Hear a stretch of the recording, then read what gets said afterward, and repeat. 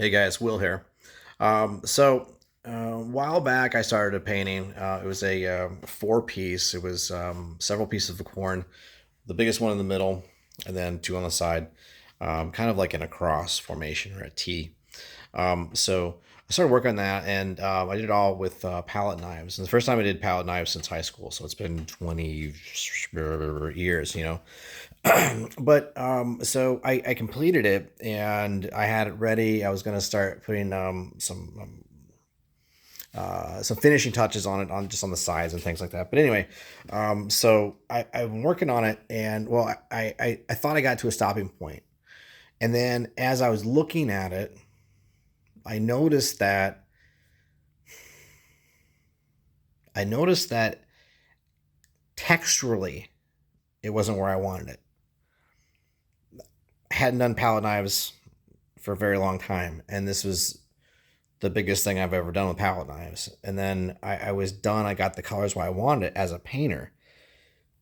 But then I sat back and looked at it texturally, and it was flat, dull. And to me, the beauty of palette knives is the texture.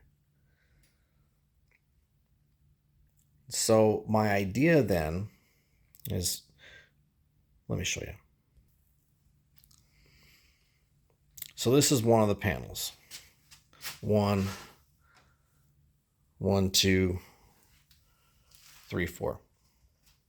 See? All right. So here, texture is kind of cool in here. You know, it's not bad. Okay. But down in here,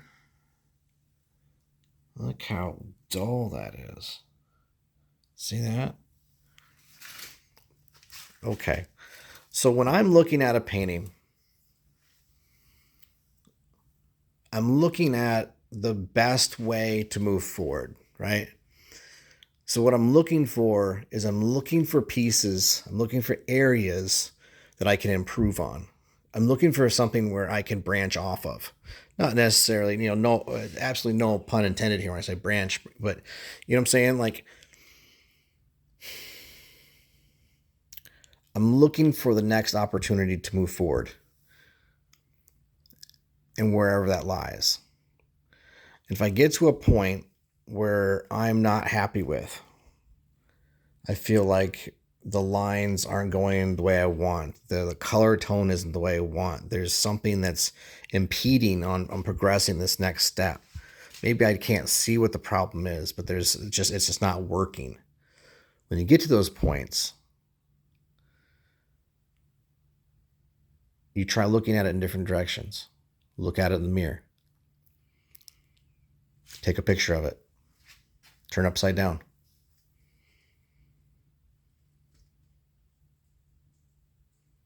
Right? Look at it differently. Squint your eyes.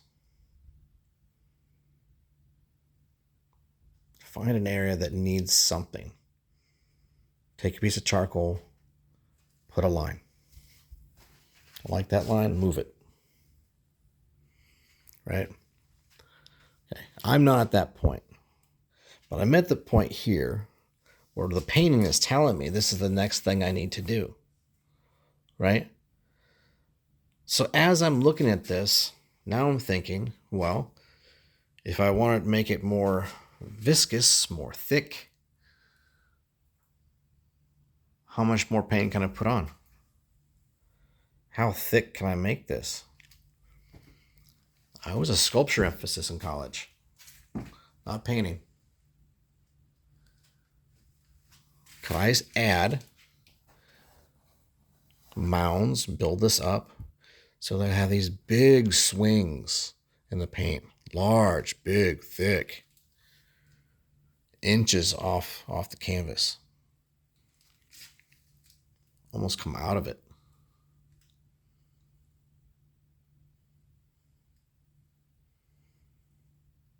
Can I do it for that? Can I do it for that one? Imagine that. Big, Right here, it curls back up. It come right out at you. That's the bottom piece of this first one. And that one too.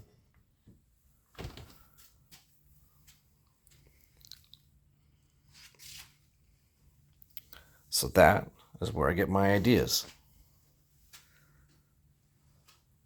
I look to develop it. What's next? What haven't I thought of? What else can I do? I think about every material I have, every kind of paint,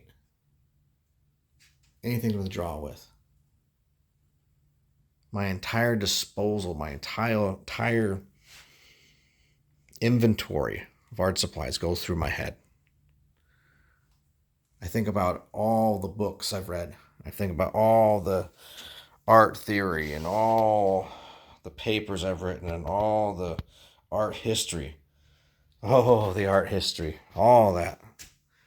All that runs through my head like a Rolodex. Trying to figure out what the next step is. And I listen to the painting. And I try and find what it's trying to tell me. What does it need? What do you need?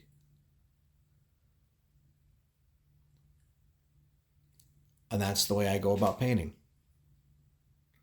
Listen to it. Follow it. I put out what it tells me.